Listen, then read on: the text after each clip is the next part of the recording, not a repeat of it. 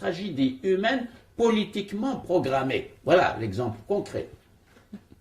Si nous regardons au Maghreb, nous avons une situation qui n'est pas aussi tragique que celle des Kurdes, parce que le peuple maghrébin, le vaste peuple maghrébin, de Benghazi, la frontière égypto-libyenne, jusqu'au Maroc, et de la Méditerranée jusqu'au Niger, c'est un immense espace.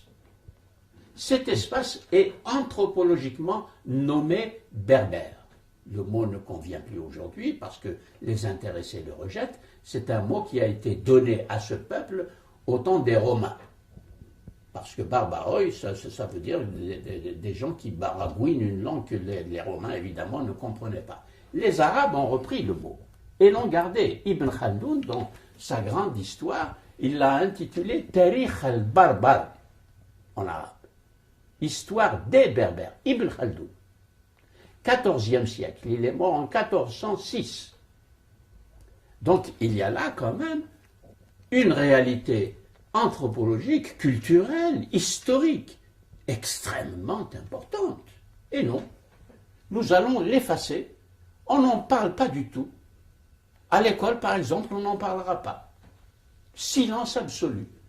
Alors qu'il y a des millions de citoyens algériens et marocains, moins en Tunisie, pour des raisons historiques, quelques-uns en Libye encore aujourd'hui, dans le Jebel Nafoussa. Eh bien, tout ça, on va l'effacer. Et on va l'effacer dans cette période de libération, après les libérations.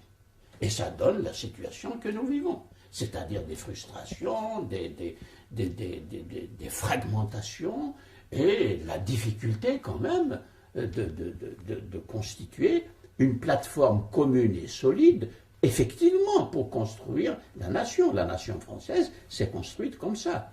Et d'ailleurs, nous constatons en France des réémergences de ce qu'on peut appeler des différences provinciales ou des différences qui se veulent même presque nationales, comme la Corse et la Bretagne. Ça, c'est un phénomène qu'on retrouve dans le monde entier.